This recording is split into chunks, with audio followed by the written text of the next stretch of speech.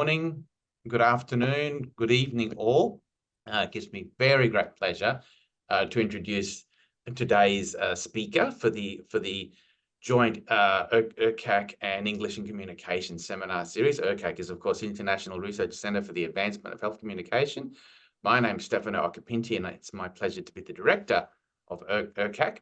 And again, it's my very great pleasure to be introducing Dr. Rachyl Pines, who'll be speaking with us, who'll be addressing us today. In fact, I first met Rachyl in Hong Kong in about 2019, and I can tell you that some of the data for her very PhD was actually gathered on this campus. So she does have a verifiable connection with PolyU and has in fact given a talk in person here previously. So Rachyl did a PhD at UCSB with Howard Giles, you'll be able to read all about that on her very impressive CV. But after that, the important thing, I guess, in my brief intro this morning that I just wanted to focus on is the fact that Rachyl has now moved into the coalface, more or less, of health communication. She's gone beyond, she's transcended the academic setting of health communication and has actually been embedded, not just the current job, but the last two jobs have been embedded within hospitals, actual medical centers in the US, in California. Currently, it's the Stanford one. And you know, she's embodying what I know that Rick Street kind of like refers to as the sort of finding the role of communication variables and communication within the process of health, knowing that it's not communication that's having a direct impact upon ultimate health outcomes, but of course the communication is facilitating and pushing these really important processes. So it's not just about patient outcomes, but more broadly speaking, the social context and the interpersonal context in which patients find themselves. And that's what Rachyl's going to be talking with us about today. And I'm not going to take up any more of the time, and I'm going to sort of hand straight over to Rachyl. And of course, as always, at the end of the talk, there'll be some time for questions. Please do feel free to put your questions into the chat. Someone will be monitoring that, and of course, I will then come back to facilitate the face-to-face questioning up afterwards. So, without anything further from me, Dr. Rachyl Pines. Thank you so much, Stefano. It really is a treat to be back at ERCAC. So thank you so much, everyone, for your attendance today. As Stefano mentioned, I'll share with you a little bit about my career path and now how I am squarely within a hospital setting. And I look forward to sharing my talk with you today, which is titled "For Relationship-Centered Care Delivery to Meet Physician Communication Needs and Improve the Patient Experience." So here's an outline of my talk with you all today.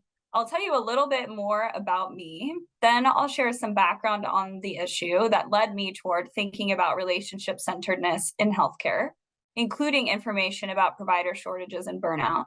Then I'll share two projects with you which use relationship-centered care skills for physicians.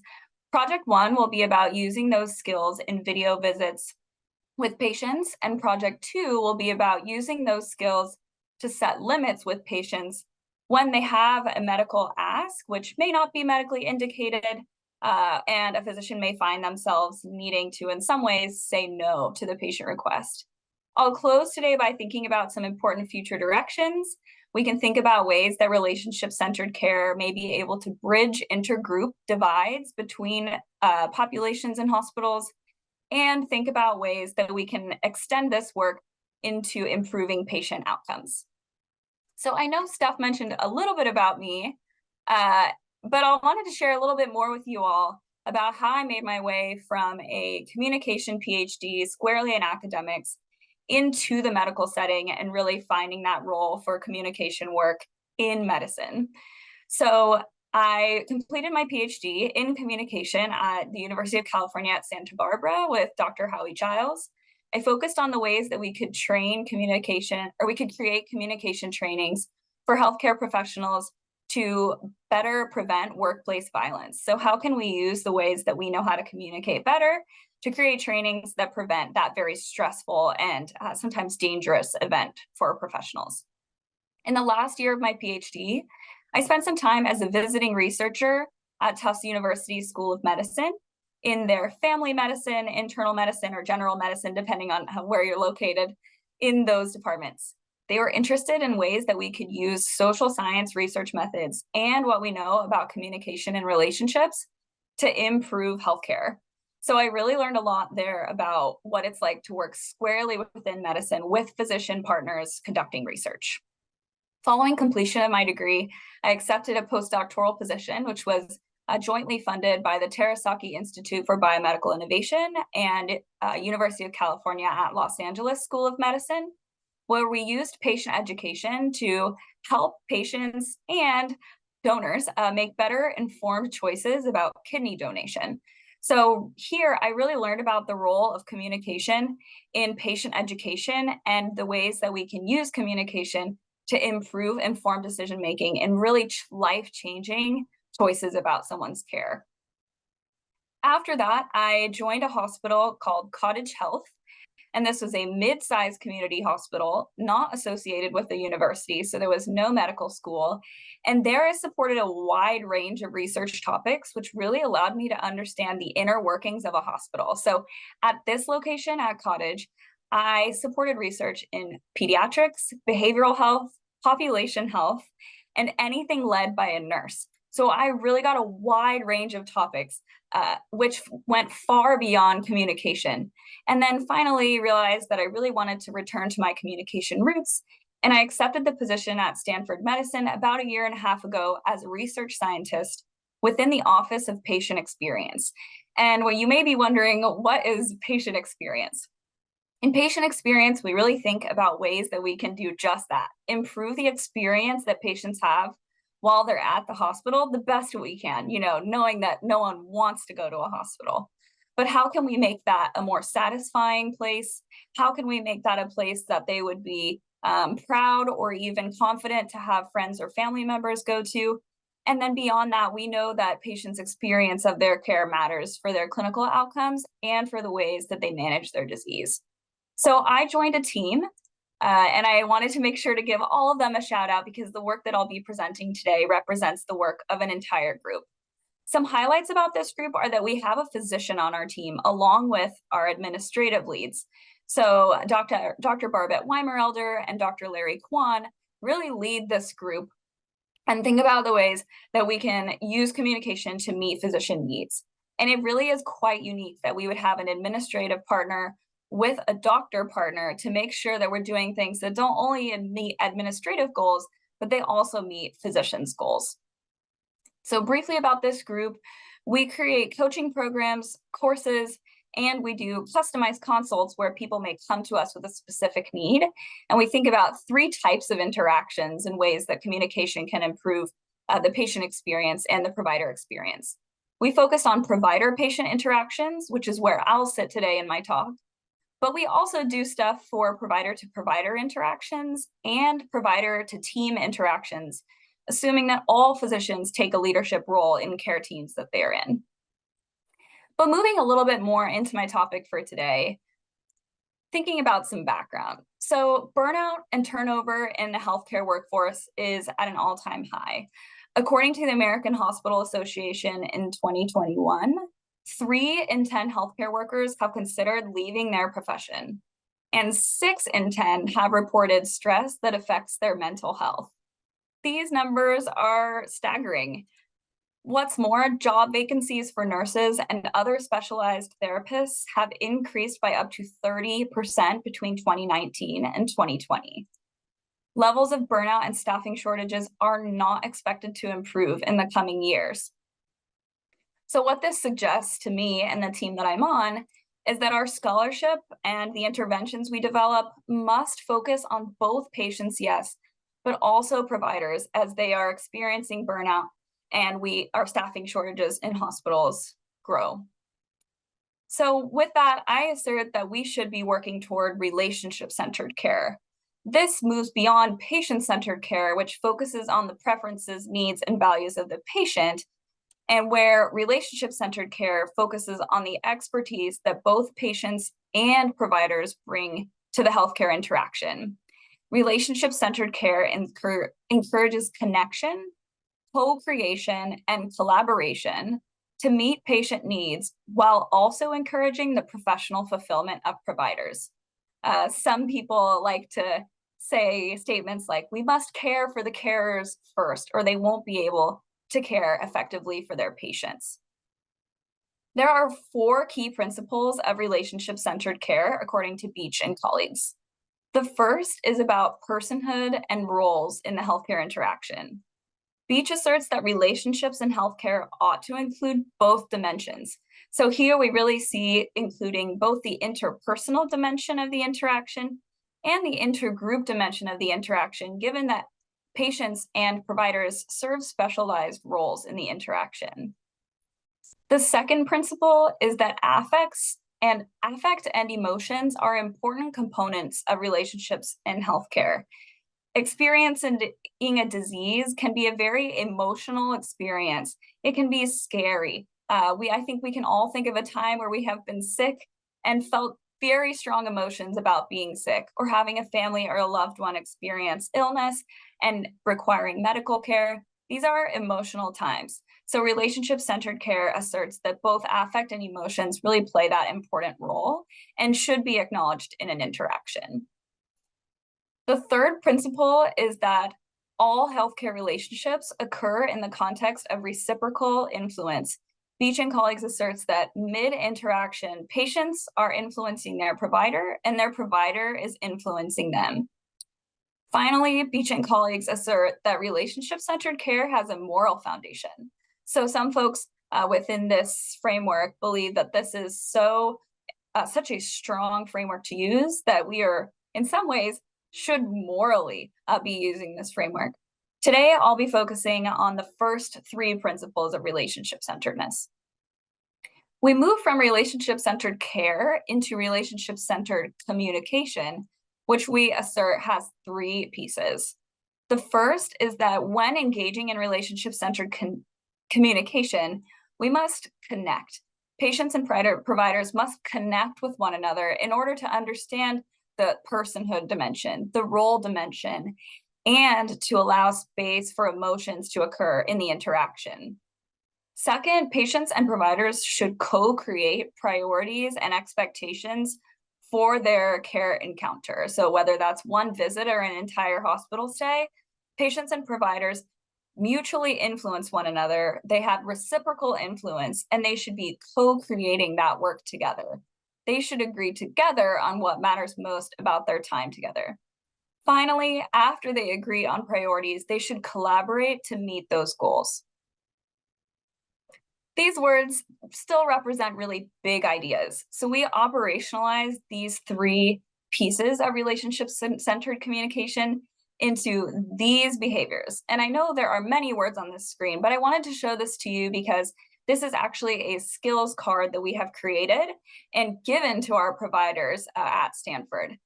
Some of our early research work in this arena, we trained more than 3,000 providers in these skills for just a basic general visit.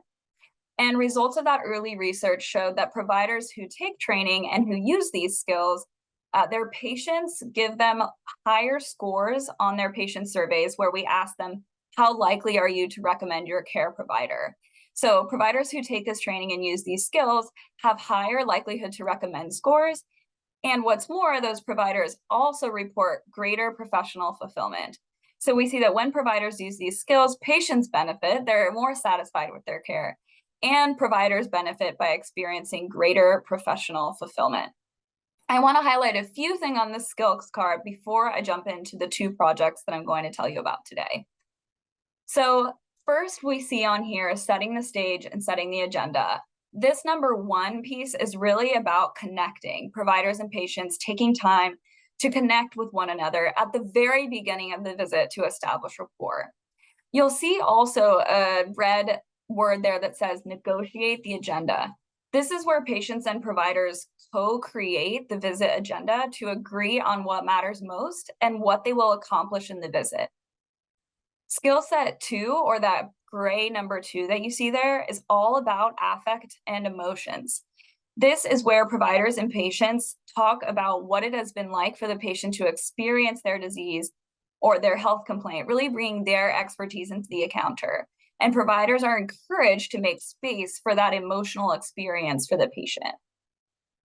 Finally, that number 3 there, which includes a variety of skills, is really about collaborating to meet the patient goal identified in step 2. So this skills card, like I said, is something that we have given our providers and that has worked for them in improving their professional fulfillment. However, we use these skills to train providers in just any basic visit with a patient, but we want to know to what extent are relationship-centered skills and trainings helpful for providers for specialized settings. So in order to find out what settings they wanted training in, we use a model called ALPS. It's 4 steps. First, we engage in a bidirectional ask with providers every year. So this is bidirectional because they could ask us for things, or we could ask them to learn some things. Typically, physician leaders come to us and ask us about specialized topics, such as virtual visits or saying no to patients, which I'll tell you about today. Next, we really take a lot of time to listen to physicians. We listen to them share challenges, we listen to them share about their needs, and we ask them every year about their needs to make sure that we create communication programmings and trainings for them that really help meet those needs. We partner with them very carefully as we create these courses. They give us a lot of feedback along the way to make sure that we are creating things for them that are relevant and that really do improve their communication. Finally, we evaluate our programs through in-process and outcome metrics. We look at how many people are taking our classes. Do they like it?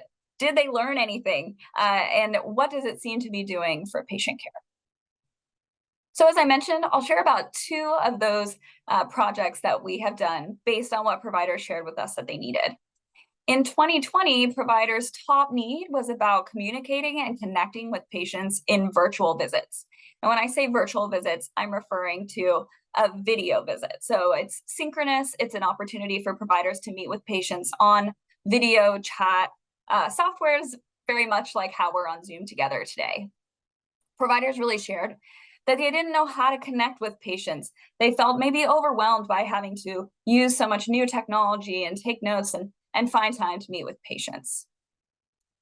So at Stanford in March 2020, virtual visits occurred at rates 50 times higher than previous months, with about 3,000 virtual visits occurring per day. That adoption continues, and Stanford intends to continue using virtual visits. The increased use of telehealth requires providers to adapt and explore new ways to connect with their patients to avoid potential depersonalization of the care experience. In-person providers previously may have used communication strategies that the nonverbal channels became no longer available to them anymore when they were on Zoom. They may have walked closer to a patient. They may have set a caring hand on a patient's shoulder or given a nice wave or a nice smile. Many of these channels were no longer available when they began meeting on Zoom, and they wanted to learn about more verbal ways or ways they could use their verbal communication to connect with patients in virtual visits. So our 2020 annual needs assessment of almost 300 providers demonstrated that communication in virtual visits was the top need for communication trainings, where providers described these challenges of relationally connecting. So we created a course and then evaluated it with the following 3 objectives in mind. We wanted to know, how do providers perceive their goals, and what barriers do they perceive to engaging with specific communication related to course content? Second, we wanted to know, how feasible and acceptable do providers find this course? We found this out by asking them about how likely they were to recommend the course to a colleague, how helpful they thought the communication strategies in the course were, and finally, how relevant to their practice they thought that these strategies were. Third, we wanted to know about their perceived impact of the course. including provider rated adoption of new skills and insights related to telehealth versus in-person visits. So in order to create this course, we used relationship-centered communication principles of connect, collaborate, and co-create, and combined that framework with something called Telepresence 5. So the theoretical framework for this project looks like this. And here you can see I've overlaid those 3 functions of relationship-centered communication over the 5 functions of Telepresence 5 framework. So Telepresence 5 asserts that providers should prepare with intention, prepare to connect with patients before they enter the room. It also asserts that they should listen intently and completely in order to collaborate with patients to meet their goals. This framework asserts that patients and providers should agree on what matters most by co-creating visit agendas and co-creating the priorities. Patients and providers should connect, particularly with the patient's story of their experience of their medical complaint. And finally, there's a space here for exploring emotional cues, which we know is one of those relationship-centered care principles, that there is an important role for affect and emotions in the visit. So this course was 5 modules, 1 for each of those components of the Telepresence 5 framework. In each module, physicians reflected on their current communication behaviors. They could take as much time as they wanted to engage in this reflection, given that the course was asynchronous. So they first reflected on their current behaviors. Then we introduced the research and outcomes associated with the behaviors we were recommending to them. Then we showed them patient quotes to convey the patient perceived impact of engaging in the behaviors that we were educating them on. We had them then identify potential challenges to engaging in those behaviors. After that, we had them review recommended strategies to facilitate adoption of the behaviors, and providers got to watch peer insight videos via providers who describe those challenges that they experienced and then also describe strategies to engage with the behavior or the new practice. So you'll see a lot of ways that we're encouraging providers to use these new behaviors. We're both telling them that patients perceive that there would be positive impact if they engaged in these behaviors, and they watch videos of their peers telling them how helpful these behaviors would likely be. Finally, we had them tell us about how much they learned. So in order to evaluate the impact of this course, providers completed an optional, anonymous pre- and post-course survey. 321 providers completed the course between January 1st, 2020 and July 1st, 2023. Of the folks that completed the course, about 63% of them were women. 84% of them were clinical faculty, which means they are both doctors and they have an academic appointment at the medical school. 57% of them were outpatient providers, and 35 of them reported both providing care in the inpatient setting and in the outpatient setting. And to make sure that I'm avoiding use of jargon, inpatient means when a patient is staying there. This typically means when a patient is in the hospital, inpatient. Outpatient is when a patient does not stay overnight. They are outside of the hospital, typically.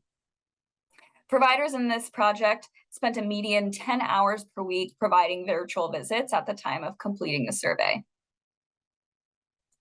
So objective 1 of our project for this was to evaluate what goals providers had as they began taking the course. 19% of providers said they wanted to learn something new. 17% said they wanted to improve some skill in general, to improve upon what I do, and to learn some techniques with this new way of patient care. However, many providers shared specific goals related to a course objective. 12% said they wanted to work on co-creating the visit agenda, so using their communication skills to learn about patient priorities for the visit and making sure that both the provider and the patient agreed on what mattered most. 12% of them said they wanted to increase efficiency. I think all of us here today know that providers are under extreme time pressure and are always looking for ways to improve their efficiency. And finally, 4% of providers said they wanted to prepare with intention. Some providers reflected that it can be even more rushed to be providing telehealth care, switching between visits quickly online. So they wanted to learn better ways to prepare with intention in between visits. However, with these goals, providers also had some perceived barriers. The number one barrier that providers perceived to using these new communication skills was a lack of time. They said things like, I'm running late and trying to wrap up the visit to go to the next patient. However, a unique finding here was that some providers thought that even patients had a lack of time. So they experienced patients joining video visits who were also in a rush. A second barrier that providers identified was technology issues, which made visits more challenging. One provider said huge tech issues and huge frustration with the technology and patients asking to do phone visits instead of video visits. And third, providers said that they just didn't have enough experiential knowledge due to a lack of practicing the skills, or before this course not being aware of the skills, something like I'm just not in the habit of doing it in general. Objective 2 regarded feasibility and acceptability of the course. 81% of providers who completed the survey gave a top box score for likelihood to recommend, which meant that they were extremely likely to recommend this course to a colleague. They also rated the helpfulness of each of the 5 modules. They said that preparing with intention, listening intently completely, agreeing on what matters most, connecting with the patient's story, and exploring emotional cues were all very helpful. You can see here that there was a mean score of above 4 for each of those out of a max of 5. We asked them about how relevant the course content was to them.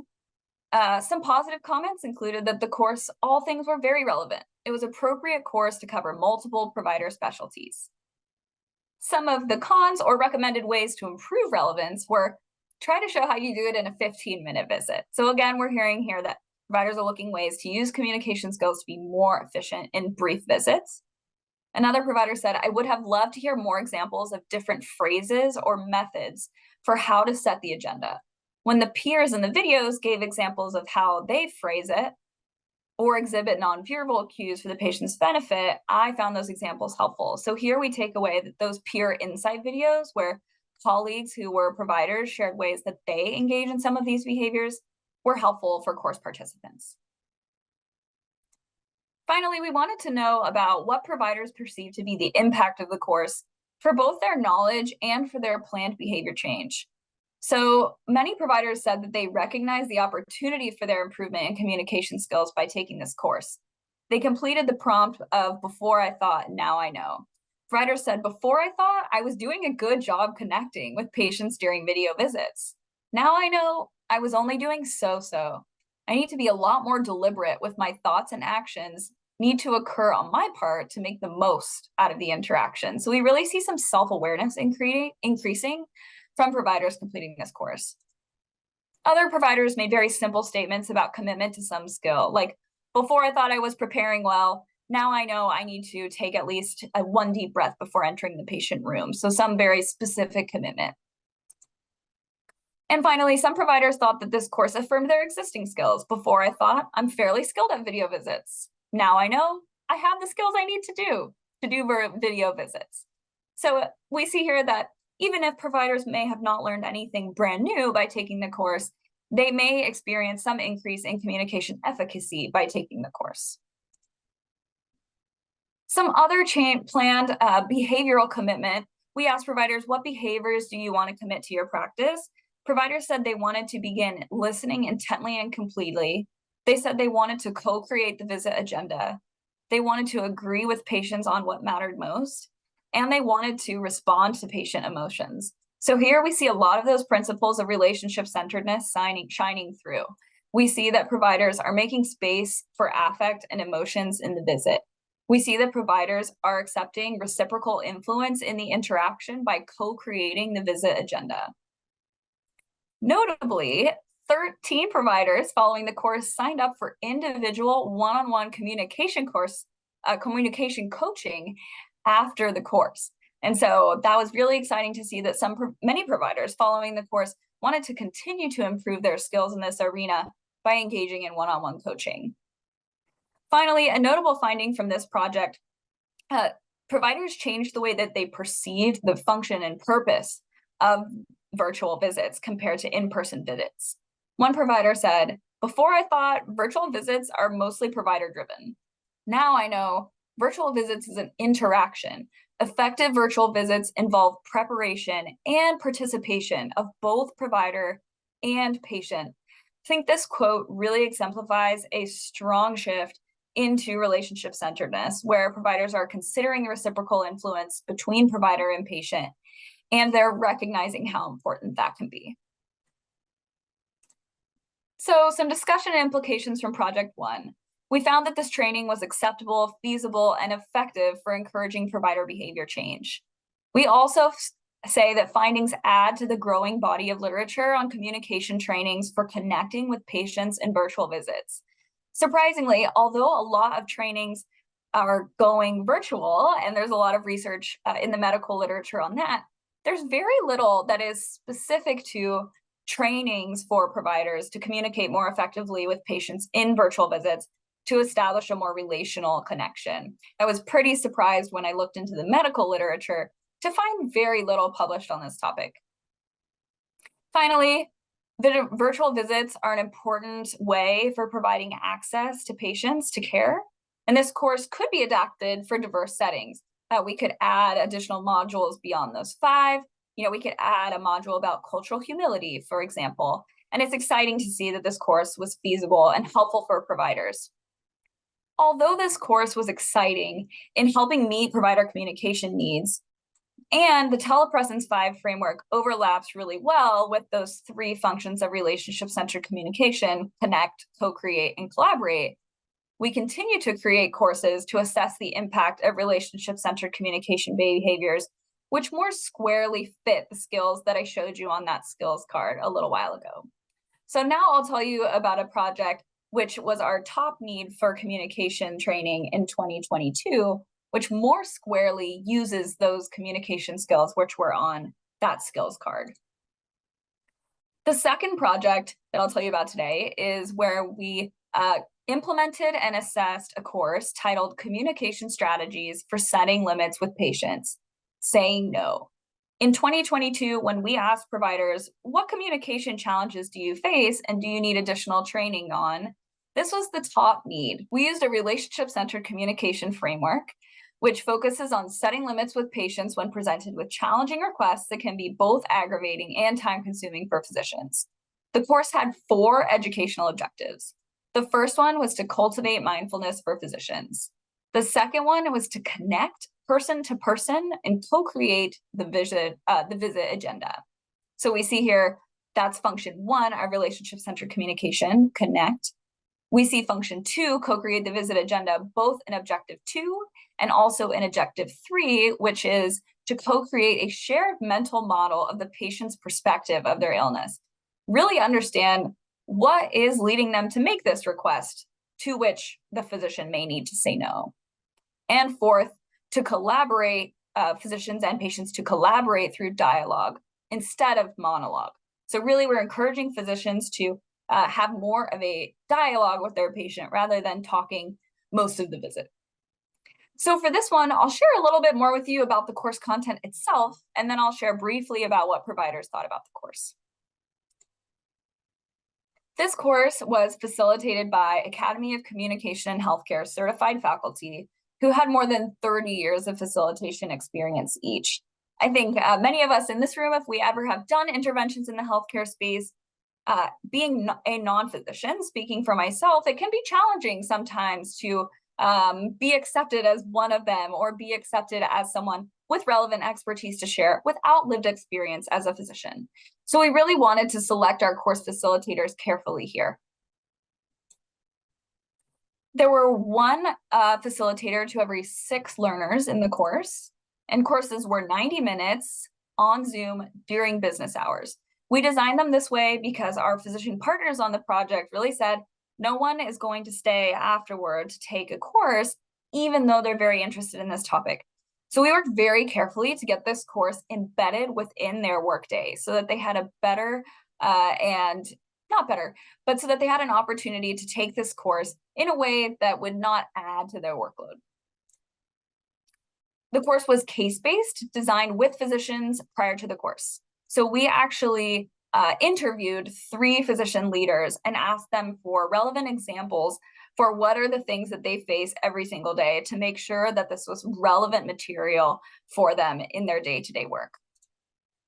Finally, we tried the course out via a pilot with one group of physicians before we implemented it and extended it to more than 300 physicians who were available to take the course. We made sure that we implemented their feedback so that it was the most relevant that it could be for the many physicians who would take it going forward. We implemented this course in February 2023. So now I'll spend some time overviewing the course content. The beginning of the course really started with physicians having the opportunity to share their own challenges and frustrations associated with saying no. And we wanted to give them the space to do this because this is an emotional experience for them. And relationship-centered care asserts that emotions and affect have a space when providing healthcare. So we wanted to model that principle as facilitators by allowing space for them to share their emotions on this topic. We then encourage them to share their expertise that they bring to the room.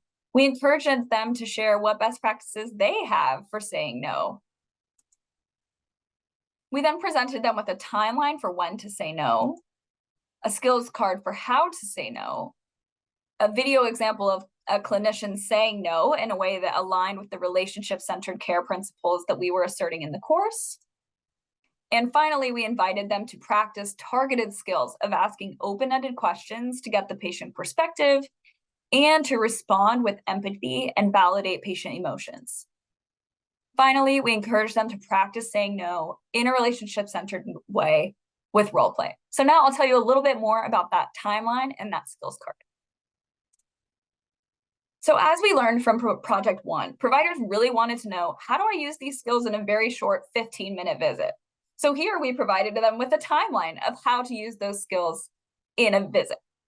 So we encouraged them to first cultivate mindfulness, which was learning objective 1, then enter the patient room, which starts that 15-minute clock. Then we encouraged them to connect person to person and co-create the visit agenda for about 1.5 minutes. Then co-create a shared mental model of the patient's illness, asking them about their expectations, asking them about what they thought caused their complaint, or what they thought was going to fix their problem, or their expectations for the visit for that day. This was about 2.5 minutes. Then we said that the health professional would create their exam or conduct their exam for about 5 minutes after that, which may be more clinically focused questions or a physical exam. If something was wrong with somebody's knee, they could do whatever physical movement of the knee they needed to do. And then finally, in the end of the visit, to collaborate through dialogue and say no then, so not rush to no. In the beginning of the visit, the patient should be talking 60 to 75% of the time. And then the clinician could talk 60% of the time when collaborating through saying no. Then they exit the room. This is what that skills card looks like. And again, I know this is many words, but I wanted to show you all exactly what we were giving our physicians. We give this to them in a way that they could print out and carry around in their pocket of their white coat and pull out right before when they were preparing with intention. If they needed to go into a patient visit room, they could look at this skills card and look at some of the examples of things that we would encourage them to say. So we're not encouraging scripting, but physicians really do want to know what they call words that work. What are some things that I could say? What are some examples that I could adapt to my own communication style? And so this is just the card that we give them that they could use for that very purpose. But thinking more about the actual part of the exam where we are encouraging physicians to say no, this is that last 5 minutes, which is in that timeline replicated at the bottom there. So we encourage them to, following the completion of their exam, to really signpost that the end of the visit is coming near and to ask permission to discuss the patient's expectations. We want them to discuss the diagnosis with the patient. We want them to engage in first asking the patient. So that's what I mean by an art loop there. That's that blue loop. We want them to ask a patient, what's your understanding of this knee pain that you're having? And then really hear from the patient. We want them to then be very specific about their no. What exactly are you saying no to? And what are you not saying no to? So for example, if a patient doesn't need an MRI as a type of imaging for the, example of knee pain, the physician should be very clear that the no is only about the MRI, not that they're saying no to treating the patient or saying no to helping the patient with their complaint. We then encourage them to watch for and ask about emotional reactions. So saying something along the lines of like, this seems like it may be frustrating for you. Tell me about that. Really leaning into the role that emotions and affect play, especially when something that can be frustrating like this, when an expectation may not be met. We then encourage them to discuss that recommended treatment, explain concerns, explore other options beyond what the patient request was, to which they needed to say no. Finally, to ask the patient for a teachback, which includes the patient summarizing what they heard the physician say and closing the visit. So to evaluate the impact of this course, we asked providers to take a brief 5-minute survey following the course. This was approved as a quality improvement project, so this work is still ongoing, and we look forward to collecting more data about this course and its impact on physicians and patients. But here are some early results. In this 3 to 5 minute online anonymous survey at the end of each course, 89 people who took the course completed the survey. We had about 120 physicians take the course to date. Of those people who took the survey, 83% of them said they learned something new, which we were excited to see. The things they said that they learned were in alignment with the course objectives. Remember that course objective 1 was to cultivate mindfulness. Physician responses which aligned with objective 1 were, I learned how to reset for mindfulness, how to stay cool, and how to not rush to know. Course objective 2 was to connect person to person and co-create the agenda. Physician responses suggest that this objective was met when they said, I want to show the patient that he or she was heard. I want to remember to use emotions in my responses. Course objective 3 was to co-create a shared mental model of the patient's perspective of their illness. So one person said, I want to address the specific fear or concern expressed by the patient. I want to ask about their fears. And finally, course objective 4 was to collaborate through dialogue versus monologue. Providers said things like, I learned how to do a teach-back technique when in a rush. I learned how to reframe questions to get the patient to understand their problems. I learned how to partner with the patient on a plan for management and follow-up. These findings suggest that our course objectives were met. We asked them, what is one new thing that you learned today that you intend to experiment with in your next encounter with a patient where you need to set limits and say no? Provider responses, which were common, included, I plan to do a teach-back, which is, again, encouraging a patient to do that summary. They said, I learned how to do a visit with dialogue instead of a monologue. I learned how to be curious about the patient perspective, asking open-ended questions. I learned how to explain to promote shared decision-making. And finally, the most common response, I learned how to name emotions, understand fears, and have empathy. We were really excited to see that this is what providers wanted to implement into their practice, given how well this aligns with one of the principles of relationship-centered care, the role of affect and emotions in care. To understand how satisfied providers were with the course, we asked them how likely they were to recommend it to a colleague. Most of them were extremely likely or very likely to recommend. And we asked how applicable it was, and they said it was either extremely or very applicable. Very few people said it was only slightly applicable. So our evaluation results demonstrate this course is meeting its objectives and meeting provider communication needs for saying no to patients. We also see here that 90-minute virtual synchronous sessions scheduled during the workday are effective educational modalities for physicians for improving their communication skills. We see that content created for this course can be and already has been adapted for future clinical partners in other specialties. So the results I presented to you today were for just general practitioners or primary care physicians. We've already adapted this course and delivered it for emergency medicine physicians, and we look forward to the data that will come back on that class. Our next steps are to explore how this course impacts patient perceived components of when providers use these skills. So we collect patient complaints and grievances data for every patient that calls with a complaint or a grievance.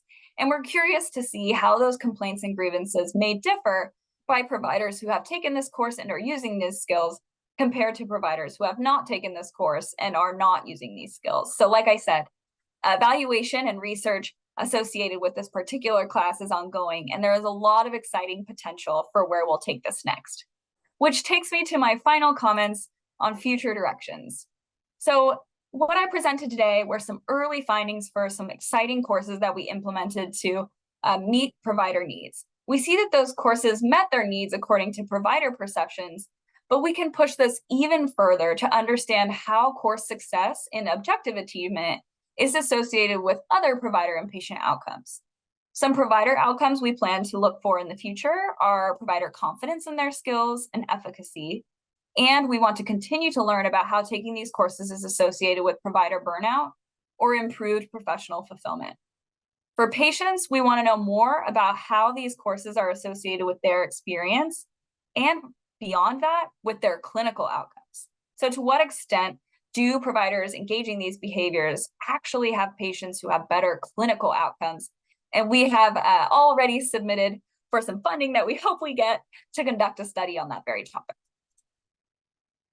In the future, we plan to design randomized controlled trials or longitudinal studies to demonstrate causality of engaging in these behaviors and to understand the longevity of course impact. Providers also consistently ask us questions about, well, what's the appropriate dose of this training?